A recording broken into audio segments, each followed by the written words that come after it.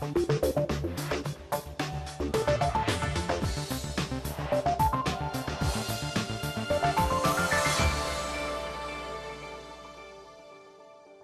and welcome to the programme. I'm Ben Thompson, and this week we're getting on board this. It's NATO's biggest weapon in its fight against piracy. Pirates on the high seas now cost business more than $80 billion a year. But despite international efforts to tackle it, the threat is still growing. So what more can be done? We'll be finding out. Also coming up this week. Staying on the high seas, we join an aid mission with a difference. I'm in Fujairah off the coast of the UAE, finding out what life's like for sailors who spend months at a time at sea. Flying through the recession, the Middle East's airlines buy big at Farnborough, but are there clear skies ahead? One step forward and two steps back. After a faltering recovery, is Dubai's battered property market in for a second slump? And a different taste of Arabia. Can camel milk find a place on the supermarket shelves of Europe?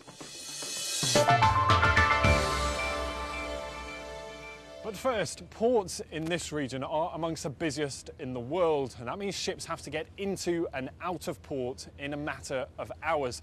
But for the crew on board, that means that they spend less time on dry land and more time at sea, often for weeks or months at a time. But there is now one charity that is trying to help out those sailors who go months without a break. As Katie Watson now reports from Fujairah. The first port of call for the Flying Angel isn't a usual one. The crew on board this dilapidated ship have gone for 15 months without pay. The ship's owner hit hard times, but it's hitting the captain and his crew even harder. He gave me only $2,400. So there's not enough for my family. So also my two daughters waiting for the admission for the university, but they have no money. I don't know how my wife is the managed the house expensive. And these are the working conditions the crew is living in. Only the captain's quarters have working air conditioning. With temperatures rising to nearly 50 degrees in the Gulf summer, the captain's had to cut a vent in the wall to give air to the other crew. Sometimes that's not enough. One crew member has chosen a makeshift bedroom in the bridge. Another prefers to sleep outside. Desperate for help, they've got in touch with the Flying Angel to see what the charity can do to help. Although scenes like this have become more common since the economic downturn, they're still the exception to the rule. Most of the sailors the Flying Angel visits are working on board ships that are in good working order, and they're getting paid. But the recession has meant the anchorage is busier, and that means more work for the crew on the Flying Angel. This is one of the world's biggest offshore anchorages. About 12,000 ships pass through these waters every year. Ships can anchor here for 10 days for free, rather than going into the port of Fujairah, which is much more expensive. During the time here, they'll refuel, get supplies like food and water, and wait for the next order. The turnaround can be quick, but sometimes the sailors are here for a few weeks or even months. The next stop is a refuelling ship. This seafarer hasn't left the ship for nearly 3 months. Working in this bunker ship is very hard, very hot. No time to go ashore. Always more time in working than the rest. We didn't see our family for 8 months. Always working just to give money to the family. As one of the busiest shipping routes in the world, with cargo such as oil being transported from the Gulf to places like Japan, the US and Europe, a visit from the Flying Angel is welcome relief to the sailors out at sea. Many of the seafarers have obviously been away from their families for a prolonged period of time, up to a year, so there's certainly those issues of feeling alienated and feeling depressed and wanting to have contact with others. And so we provide at least some initial contact. Also the idea that they're not forgotten, that there are people here who do care for them and care about them and want to do what we can for them to make their life a little easier while they're here. On to the next stop, this crew's eager to board the Flying Angel and use its facilities. Once on board, it's straight to the internet to check emails. The shop's popular too, to buy presents for the family or to restock on those things they can't get when back on their own ship. Here, I tried the internet, buying things like shirts, some speakers for my computers, laptops, perfumes to send for loved ones at home, chocolates for me and for my kids. When the shopping's done and the emails have been sent, it's back on board for this crew. And for the team on board the Flying Angel, it's back to the port, where sailors onshore can also use the boat's facilities. It's a long day for this crew, but their work makes the days at sea that little bit more enjoyable for the sailors. Katie Watson reporting off the coast of Fujairah there. Now, of course, out at sea there is a much greater risk, that of pirates. The waters off Somalia are a key battleground in the international effort to tackle piracy. But as well as the personal risk to crew, there is also a cost to business through higher insurance premiums or additional security. But despite international efforts to tackle the problem, the threats against ships are increasing. So what more can be done? That's a question I put to Commodore Hymans, commanding officer of NATO's counter-piracy mission in the region. We're talking about a huge area. Not only the Gulf of Aden, which is pretty big on its own, but also the Somali Basin and the Indian Ocean. It's an area that is even bigger than the whole mainland of Europe. It's bigger than the northern point of Norway to the southern tip of Spain. It's even bigger than that. And that's a very difficult area to patrol and to exactly know where the pirates are, when they're going to strike, and how to deal with them. There is a perception perhaps that these pirates are opportunist thieves, that they simply out on the water they have a go and they then get the ransom money, but they are very highly organised criminals. The people ashore who are providing the money for these operations, they are very well organised and they know exactly what they are doing. The pirates at sea are sometimes very well organised and sometimes they're not. They loiter in the Gulf of Aden to see if there might be a target of opportunity, a merchant ship that passes through that is not very well protected, and then they attack. So it's a combination of both. Some are very well organized and some are still pirates of opportunity. For many shipping firms, it's simply cheaper and easier for them to pay the ransom. They then get their goods back and the crew are released. But surely then that just simply encourages the pirates to do this again. There is a lot of money being paid for ships that have been hijacked. But of course, the owners would rather see that the ships are unharmed. And it's not only the cargo and the ships, but we really have to think about the people on the ships. As we speak, about 360 innocent seamen are held hostage, some for more than 6 months, under horrendous circumstances, sometimes with physical violence, with mental violence. And that's also something we really should take into account. And also the owners are very cautious for their crews, and they will do everything to help the crews out of these difficult situations. So how do you create a deterrent? What can you do to make this simply less attractive for the pirates? If we catch pirates in the act, then we gain as much evidence as possible. And so you see, when we have a strong case, that pirates are being convicted. But that is the big challenge for you, isn't it? You have to catch the pirates in the act if you've got any hope of bringing them to justice or at least to trial. And we do see successes. A couple of years ago, I think about 50%, 1 out of 2 attacks on a merchant was a success. If you look nowadays, it's about 1 into 6 or 7 attacks on a merchant vessel is a success. Now, the majority of your work goes on at sea, but how important is it for you to stop this problem on land before it even gets out onto the sea? Of course, the long-term solution, as you point out rightly, is ashore. That's where they come from, and that's where we have to tackle the problem by getting a more decent legal system in some countries to tackle the pirates in the pirate camps where we know that they are. We approach a lot of fishermen and cargo dhows to ask them for information what's going on in the area, because 99% of the fishing vessels and the dhows that we see here are not pirates. They're innocent people trying to make a living in sometimes harsh conditions, and we also have to recognize that, and we are also protecting them from piracy.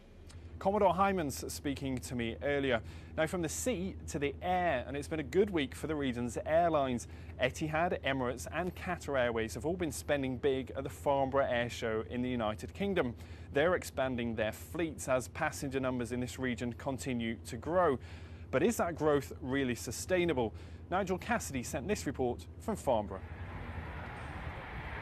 Super quiet and lean burning, Boeing 787 Dreamliner dropped into Farnborough airspace for the first time, 2 years late, yet still it's one of the wide-bodied planes on the top of Middle Eastern carriers' shopping lists.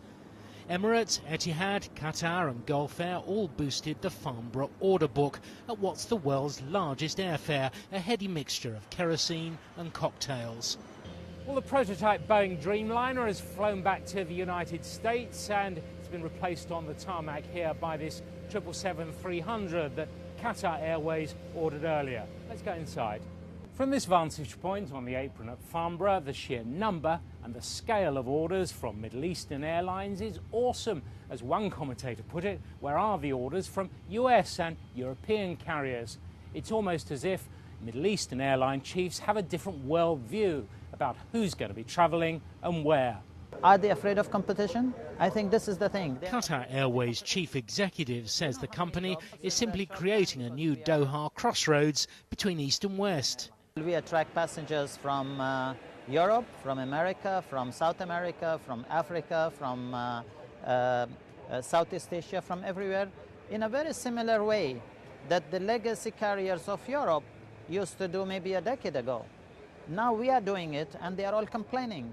And this is why they're putting us under the microscope, thinking that how come suddenly these small carriers in the Middle East are trying to dominate the aviation industry? We are really not dominating the aviation industry, but we are giving an extra service to the traveling public.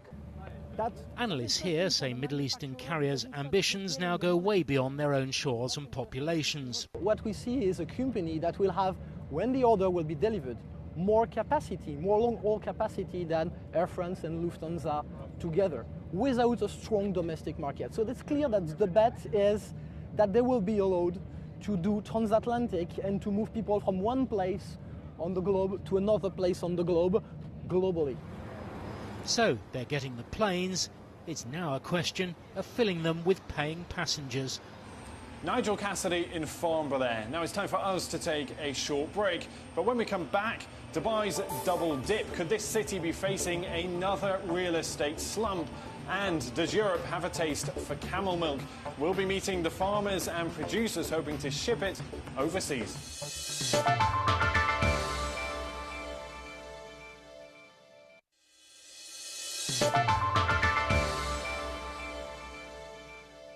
Welcome back to the programme. I'm Ben Thompson. Now, just when investors thought it was safe to return to Dubai's battered property market, the ratings agency Fitch has warned that a second slump could be on the way.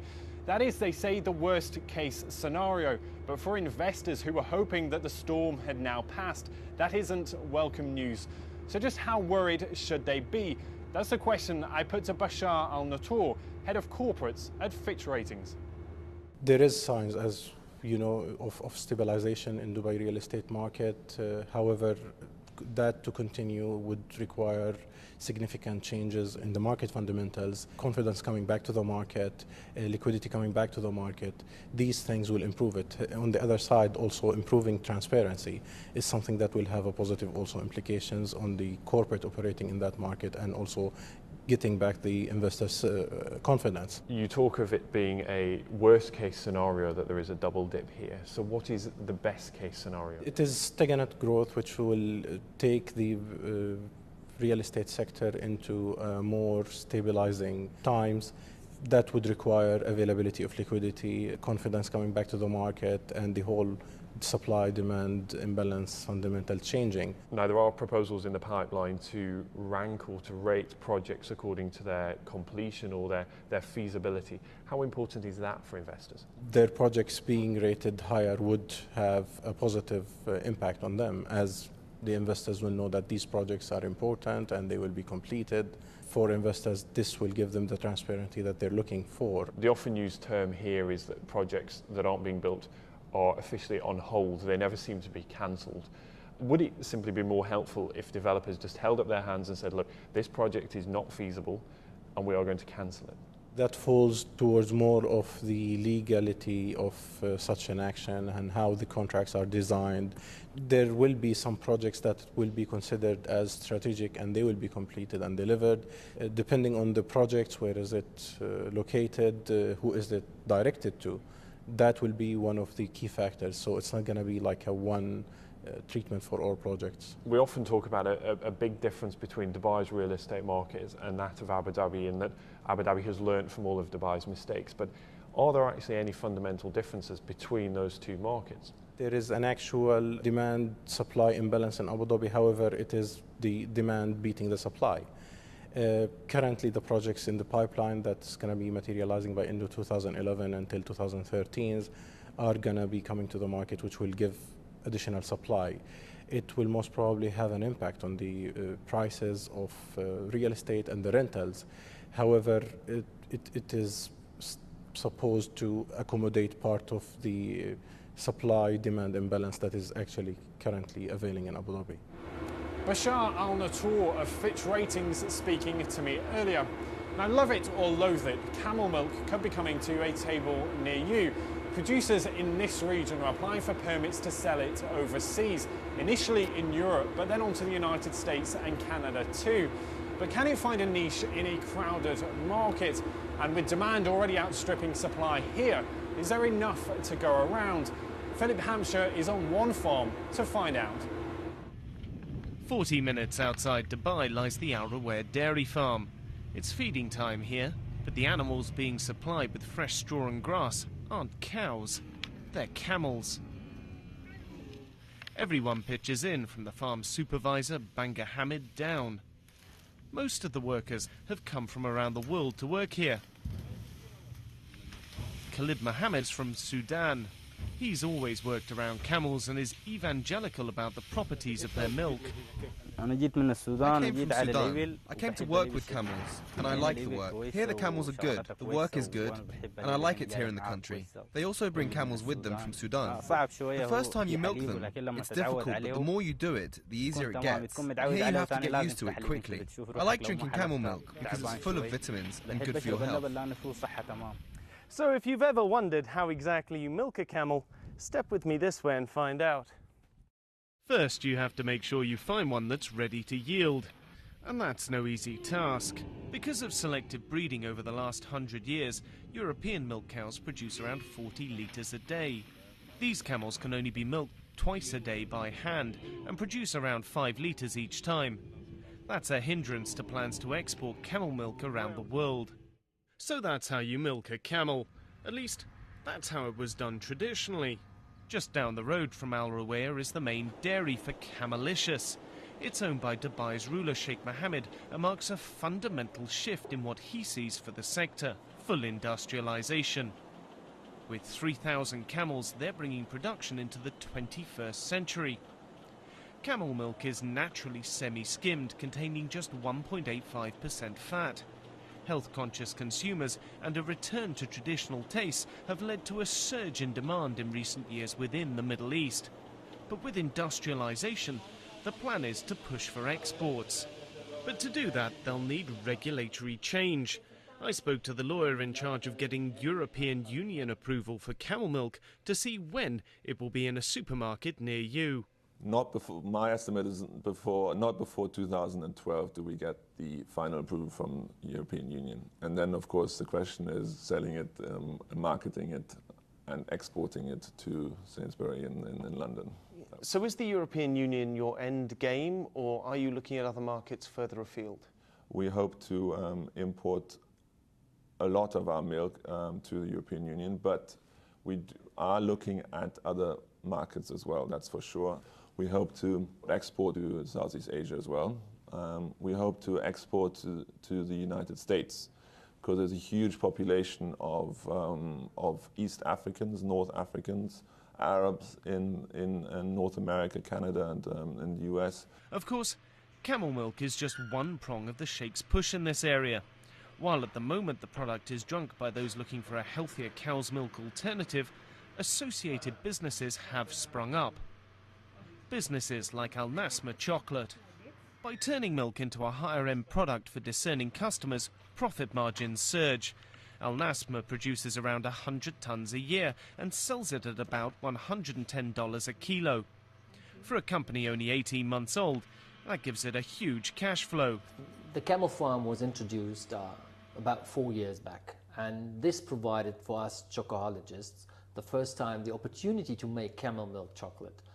You have to imagine, I mean, camel milk is around all over the place, but not in the quality that a chocolate maker needs. So here now for the first time we have that available, and we use that opportunity. Unlike milk, chocolate counts as a foodstuff, so the requirements on exports are less strict. It can already be bought in the United States and Europe. The plan is, though, once the blockage on exporting the milk itself is lifted, to start opening cafes like this one in Dubai's Mall of the Emirates for discerning customers throughout the world. So by now the question you've got to be asking yourself is, what does it actually taste like? Well, you're in luck, because this here is a camel milk hot chocolate.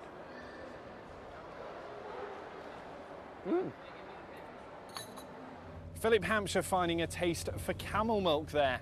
Now our time is very nearly up for this week, but before we go, here's a quick look at how the region's major markets finished the week. And don't forget, as always, our email address is middleeastbiz@bbc.co.uk. Do drop us an email with any thoughts, comments or suggestions you might have for the programme.